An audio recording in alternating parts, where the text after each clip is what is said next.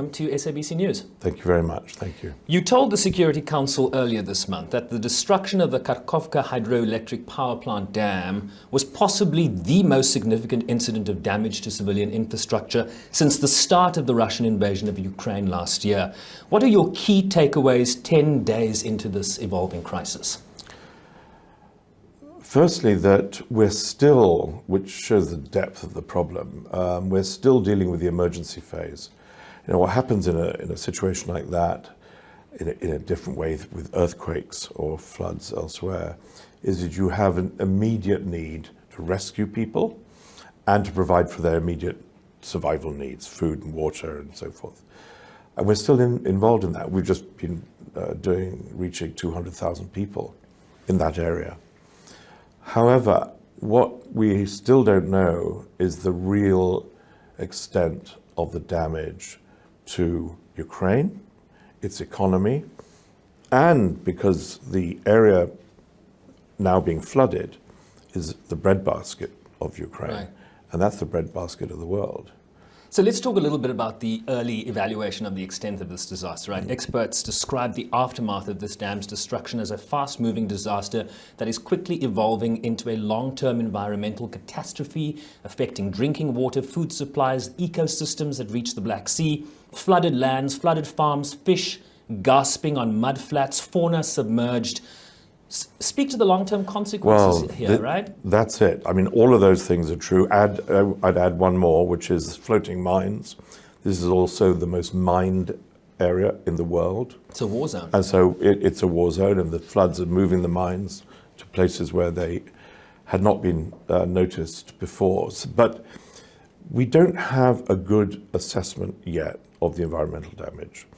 There was a statement, I think, out of Moscow today, saying that we need to see the floodwaters recede before we can assess the damage to arable lands and crops and so forth.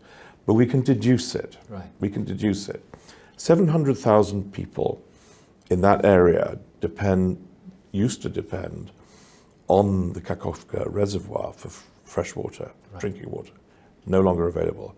And you know, without drinking water, safe drinking water, we get diseases particularly where children are particularly prone, cholera and so on. Right. So we're not yet into these consequential phases, but we can deduce food prices are going to go up around the world, absolutely for sure.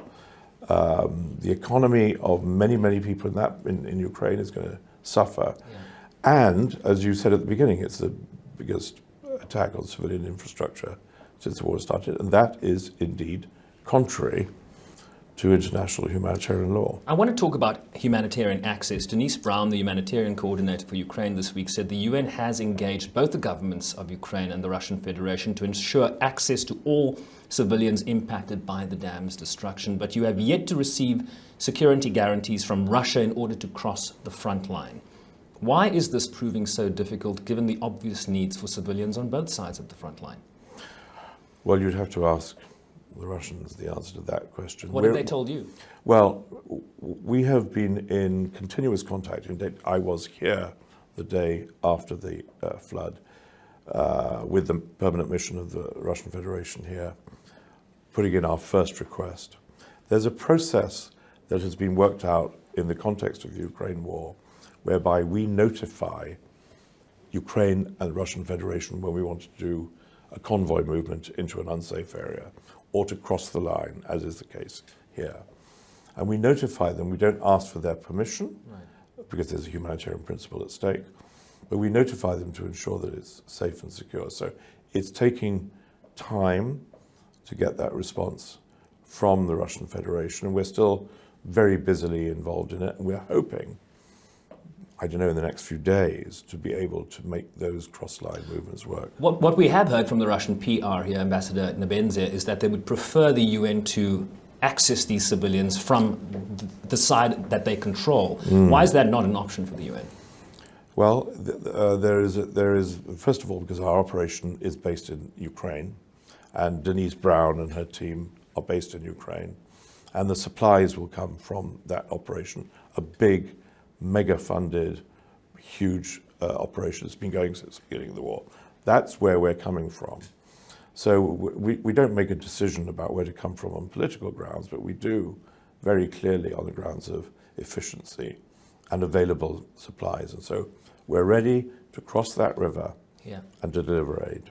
What can you say, USG, about the cooling water for the Zaporizhzhia nuclear power plant's reactors, which are supplied by this dam? The IAEA has in recent days expressed concern about the falling water levels that are so key to the operability of water pumps that cool the reactors. Do you fear a worst-case scenario here? Well, as if we didn't need more consequences for this single operation, the blasting of the dam. Zaporizhzhia is right there in the frame, and as you said, we've heard from Mr. Grossi of IAEA that he's very worried because of the cooling water needs, which are now becoming more difficult to fill. I know they're very busy with trying to make sure to manage it, and I think we're not in the danger zone yet, but we could be. Final question on Ukraine. A group of African heads of state are due in Kyiv and Moscow into the weekend as part of a peace initiative that is led by South Africa's president, with the fate of the grain deal expected to be part of their discussions, given signals, of course, from Russia that it might exit the deal next month. What are some of the humanitarian outcomes you seek from this peace initiative? The first humanitarian outcome would be peace, would be wonderful. And so I think... Let's start there. Let's start there. The presidents, I think there are 6 of them, going to Kyiv and also to Russia, should be congratulated for taking this initiative and taking the time to do it. And it's a voice from the global south saying we are suffering also from the consequences of this war. And we see it and they see it very specifically in the context of food security. Hence the Black Sea grain initiative is important to have it continue. But just to be reminded, for all of us to be reminded, that the people of the world want to see an honourable and just peace as soon as possible. That's the message I think they'll be taking. We hope, and I believe they will, also be saying, let's not let the Black Sea initiative drop. We need it to continue. It's sent almost 32 million tonnes across the Black Sea up till now. We need to step it up and keep it alive. Is enough of that grain getting to Africa?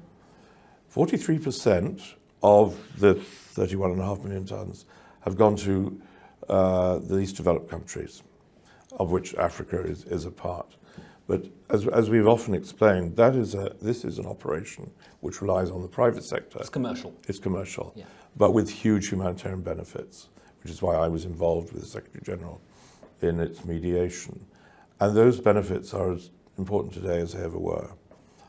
And that, I think, is the voice of Africa. A couple of questions on Sudan, if I may. Sudan, of course, continues to be a country of major concern from a humanitarian standpoint, with no end in sight to the fighting between these two military factions. The Secretary General this week saying he's appalled by reports of large-scale violence and casualties across the Darfur region as this conflict expands further outside of the capital, Khartoum.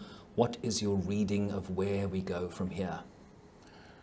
Well, we can start by getting aid to those places which have not received it, and Darfur is one of those. So we have just shy of 9 million people in Darfur needing humanitarian aid and not getting it. So those two militaries, with whom we're in daily contact, of course, need to help us make those deliveries happen safely. We've tried from Chad across the border into Darfur, and we're now trying, and it didn't work because of safety problems, security problems, and we're now doing it coming in from the east, Port Sudan. But it is of vital importance. And Darfur is not the only place, as you say, there's Khartoum.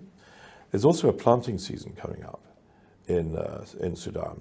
And if we don't get seeds to the farmers pre-positioned, then we're going to have a failure of the harvest. And that will compound the problems. But the issue at the moment for us is access, safe access. Stop the looting of humanitarian warehouses. Let our people through. I was going to touch on the looting, right? And it goes to the heart of the question, how long can humanitarians work under these conditions when you have health facilities that are being attacked, you have humanitarian infrastructure that is being attacked, including the looting of warehouses, as you mentioned. Humanitarian law appears to be on the back burner for now, not so? And that makes it an untenable situation for people like yourself. And in many parts of the world. What was important for us, and for me personally at the outset, was that the two militaries signed what we call a declaration of commitments and what has been termed the Jeddah Declaration. How's that holding up? In pieces or in parts, because of the fact that there is often not command and control, and the war has its own dynamic and its own existential quality. So that we have, on occasion, been able to move, I think, up to 300 truck movements so far, thanks to the Jeddah negotiations. We have been able to access parts of Khartoum, and that's good news. But Darfur is still a heart of darkness for us, and it's also riven by terrible fighting and the killing yesterday of the governor of West Darfur is only going to make it more dangerous. Is there a role for the Security Council in terms of demanding that people like yourself and humanitarian actors get the access they require? I mean, there's the Jeddah talks, there's the African Union, there's IGAD, there's the United Nations. Nobody really knows who's leading this process now. Is that confusing for you? It's not confusing for us because we have been closely involved both in the Jeddah process, which is focused on humanitarian, and will now the IGAD process, which is put humanitarian as its first priority. But your question about the council, I think what we would all like to see is a lot more speed and urgency put into mediating a solution to this conflict, not only with the two militaries, but with the civilian population of Sudan present and actively involved to return Sudan to where it was before 2 months ago. The message that I think the Security Council should be sending, and I'm sure it would be happy to do so, is to say to the region, to say to the world, let this stop now. Yes, we need to stop the fighting for humanitarian reasons, but that never lasts without a political horizon. And that is certainly my experience. So we need to have a political future for Sudan, and we need to have it urgently.